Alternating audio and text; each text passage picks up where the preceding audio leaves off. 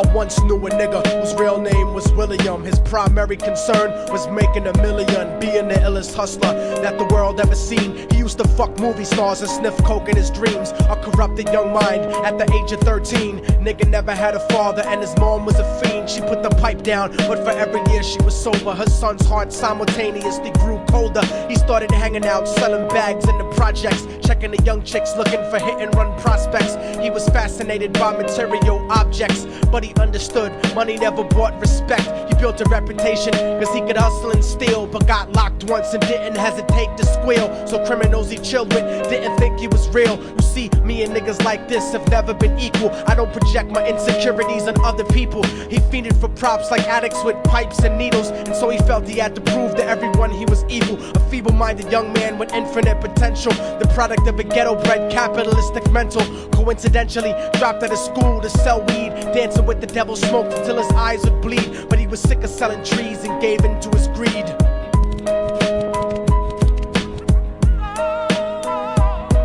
Everyone tryna be trife, never face the consequences. You probably only did a month for minor offenses. Ask a nigga doing life if he had another chance. But then again, there's always the wicked that knew in advance. Dance forever with the devil on a cold cell block. But that's what happens when you rape, murder, and sell rock. Devils used to be gods, angels that fell from the top. There's no diversity because we're burning in the melting pot.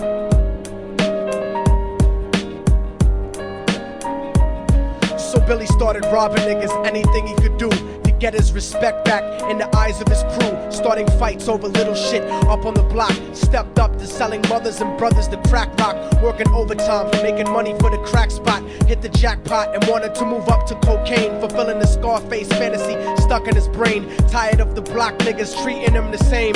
He wanted to be major like the cutthroats and the thugs, but when he tried to step to him, niggas showed him no love. They told him any motherfucking coward can sell drugs. Any bitch nigga with a gun can bust slugs. Any nigga with a red shirt can front like a blood.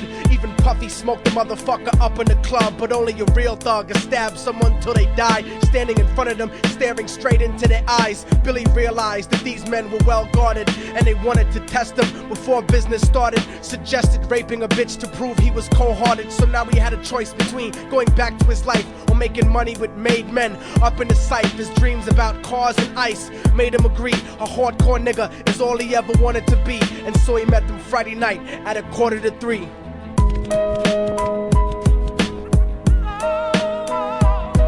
Everyone tryna be trife, never face the consequences. You probably only did a month for minor offenses. Ask a nigga doing life if he had another chance. But then again, there's always the wicked that knew in advance. Dance forever with the devil on a cold cell block. But that's what happens when you rape, murder, and sell rock. Devils used to be gods, angels that fell from the top. There's no diversity because we're burning in the melting pot.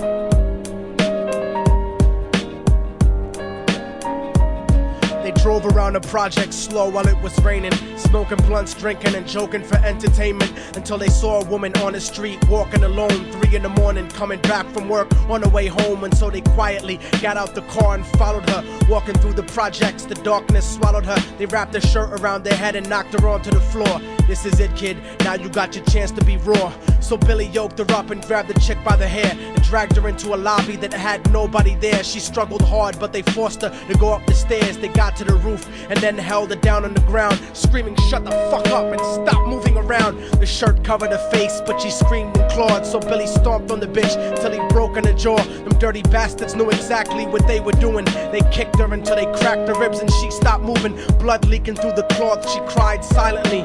And then they all proceeded to rape her violently. Billy was made to go first, but each of them took a turn, ripping her up and choking her until her throat burned. Her broken jaw mumbled for God, but they weren't concerned. When they were done and she was lying bloody, broken and bruised, one of them niggas pulled out a brand new 22. They told him that she was a witness for what she'd gone through, and if he killed her, he was guaranteed a spot in the crew. He thought about it for a minute, she was practically dead, and so he leaned over and put the gun right to her head. I'm falling and I can't turn back.